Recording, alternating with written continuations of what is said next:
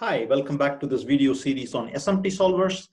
We have been using SMT solvers for solving constraints, for test case generation, for security analysis, just to give you a flavor of some examples. Today, I'm going to talk about how we can use SMT solvers for solving regular expression problems. So given a regular expression, find an input that satisfies that regular expression. Regular expressions sometimes are tricky. They have weird looking characters and combinations, and they're very cool ideas. They are very nice ideas, but it's difficult to sort of understand what's going on when you have a long regular expression in particular. So my plan is to show you how we can leverage automated reasoning techniques to sort of come up with test cases when you have a regular expression. So you may have a program, for example, I'm going to show you a program. Okay, say you have a program like this little program that you're seeing. Okay, so let me zoom in. What I'm going to do is as simple as this. I go to riseforfun.com. I also have a local copy. I will show you my local execution. So what you do is you basically paste your, say, let me get this regular expression here. Here's my regular expression, right? And you just paste that into your syntax here, and then just say, show me an automaton. Okay, so I will come back to the automaton in a moment. Show me some examples. Okay, here are some examples. So I don't know whether any human would ever come up with such weird, bizarre-looking MAC addresses, but apparently those MAC addresses that you're seeing here satisfy the regular expression. Okay, and the reason why they satisfy is based on this automaton. Okay, what is the automaton saying?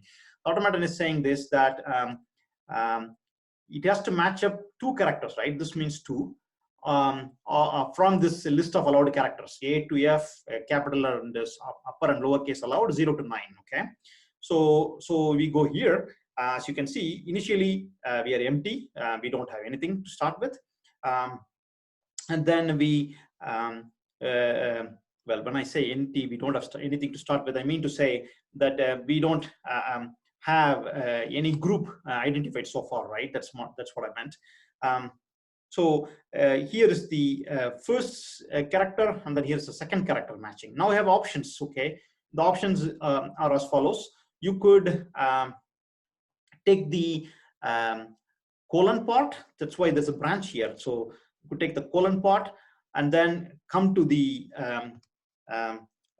place where you will start the next part. Okay, so you continue like this until you reach all the states. Well, there are how many states are there? I will show you. I will have to zoom in a little bit, but you will see that core idea of where I'm going.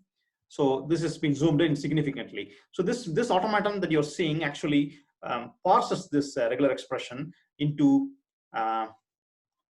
into a graph. Basically, the rex is converted into an automaton. And the most important thing to highlight is, though, that the colons are actually optional. That's the reason why there's a question mark. And that means you can send inputs without colon to satisfy this regular expression. And then also it is only looking for matching two characters at a time, right? So if you have 4 A's, it will also match, because you have 2 times AA, another 2 times AA. But you have to make sure that your length, you must make sure that you have a group of 6. Otherwise, this is not going to work, right? You have 6 at the end. That means overall, if you forget about all the colons, you can send 12 bytes of data. Okay, of course, the data has to fit in this range that they have mentioned here.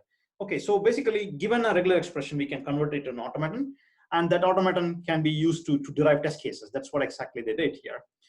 They generate test case that will travel from the initial state, right, and all the way to the final state, which is actually, I've zoomed in so much that you may not be able to see. There is one state where you have 2 loops. Okay, there's a loop and there are 2 circles rather. In that case, it's the final state. That's how we define automata in theory of computations. Okay. Anyway, you can see that it's very nice to be able to see an automaton representing a regular expression. Maybe I should first pick a small example, right? Say I wanted to recognize single digit numbers, right? So here is as simple as this. And then I just say, generate me an automaton for this. Yeah, it accepts only one digit, right? The slash D means one digit. And as you see, double circle means final state. Okay, so you got the idea of how to convert a regular expression to automata using this Rex idea. And you also get a lot of test cases for free as a side effect, okay? So we can do more complicated ones. For example, let's look at something like word, character, but digits. Okay, let's try this, right? So what kind of regular expression is going to generate? Yeah, there it is. As you can see, these are the single characters, but not the digits. That's because we said minus digits, right? So this is basically it, that we can use this idea to now derive test cases. And I'm going to just get back to my original example, right? Which is my PHP example, and I'm going to generate some test cases now. Okay.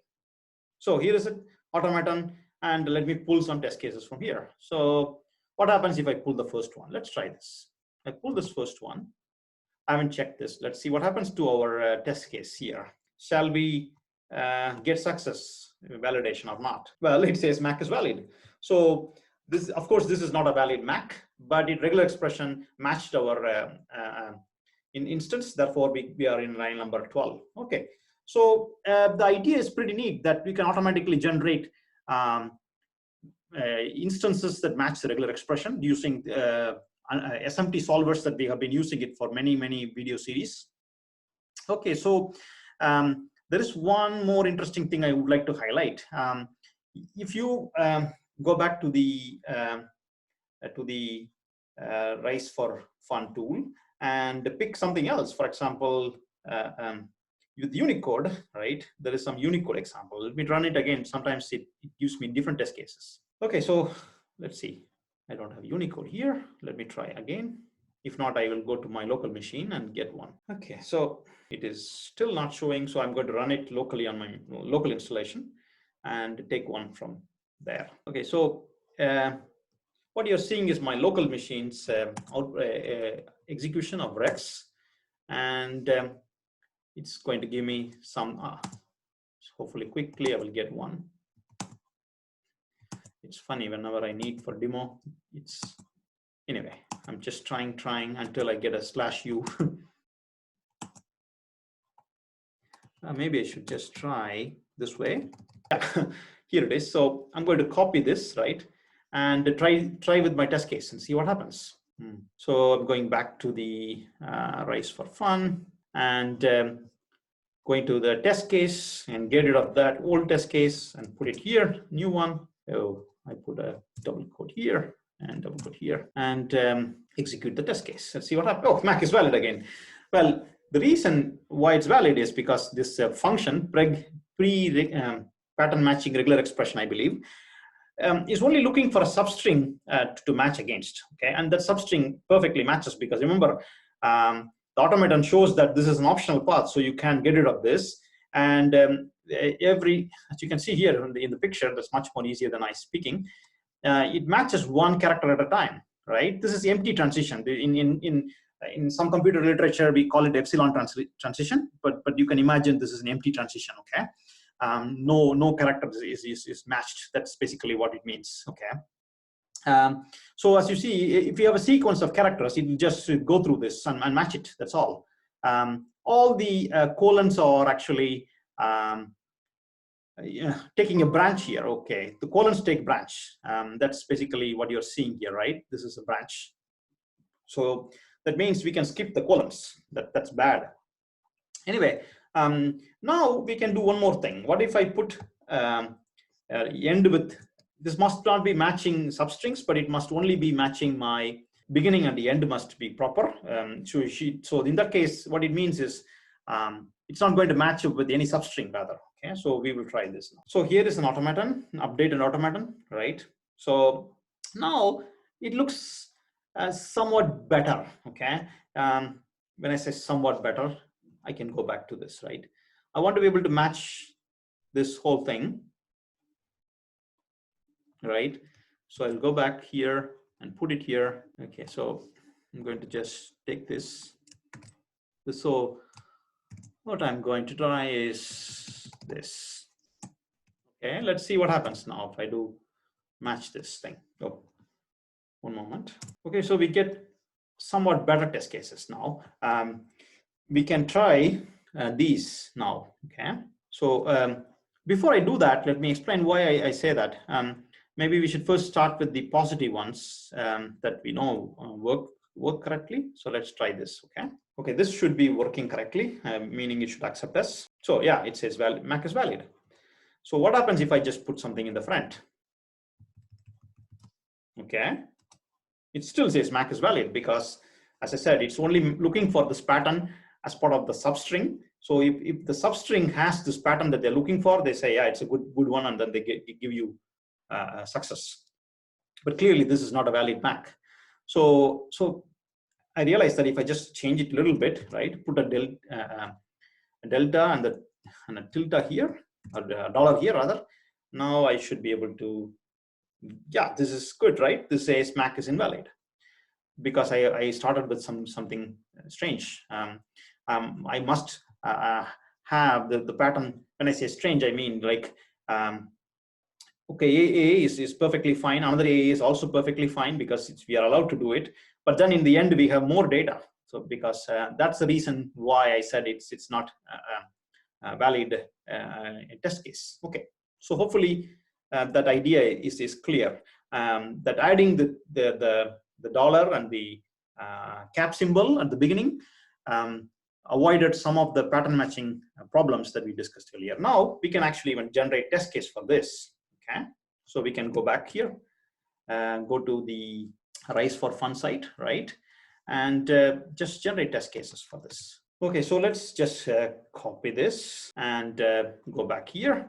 Okay, let's see what happens now. Mac is still valid. Okay, well, it's valid because why? We can count the number of characters and reason about it. Okay, you can remove the colon that's not anyway contributing. So so here is one group. This is second group, third group, fourth group, fifth group, and sixth group. So you have 6 groups, therefore it's valid according to the regular expression. So the point is not to improve the regular expression, but the point is rather to show to you that regular expressions are tricky to handle, and you can generate test cases once you have a regular expression automatically using the Rex for fun idea. Okay, so the Rex tool itself is built on top of SMT solvers, and I'm quickly going to show you that you can actually compare 2 regular expressions and figure out whether there are anything common or not. Okay, among those regular expressions. That's a pretty neat idea in my opinion. Okay, so let's try this. Right, let's just I forget my DOS commands. So I'm going to take this regular expression, right, and there is an intersect command, intersect, I believe. Okay, we need to say intersect with, I'm going to make a copy of this and see whether we can, and then change it a little bit. Okay, I'm going to put first let's see what happens if we just run it like this. I think I have to say like this, I forgot. Okay, let me look at the help. It's the slash intersect. Okay, I was wrong, giving the wrong slash. Okay, so this should work, and we will see. Yeah, so it was able to find one expression that satisfies both, one example that satisfies both expression. Okay, what if I just do something different here? Let me put a dollar here and a cap here. Okay, so you get another instance which fits both expressions. So you can see here, you can play with this intersect capability to find out whether there are anything common between those 2. So let me do something more silly here, right? There's nothing matching because I have an empty line, right? I just start and close. This doesn't have empty line anyways, therefore there's nothing matching. Okay, that's basically what I wanted to show to you today, that if you have a regular expression, you can generate test cases automatically using the Rex idea. You can visualize your regular expressions as automaton, which is more appealing because now you can look at the initial state and the final state, and whether your regular expression actually matches your intuition. That's difficult to do with regular expression. Okay, that's all. Thank you very much for your attention.